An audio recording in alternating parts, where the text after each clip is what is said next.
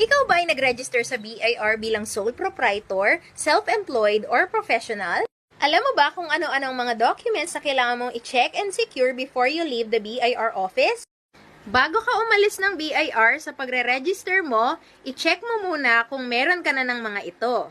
Siyempre, unang-una sa lahat, ang Certificate of Registration na ang usual na nire-release ng BIR ngayon ay yung color blue. Usually, 2 pages din ito kaya i-double check mo at dapat may documentary stamp ito.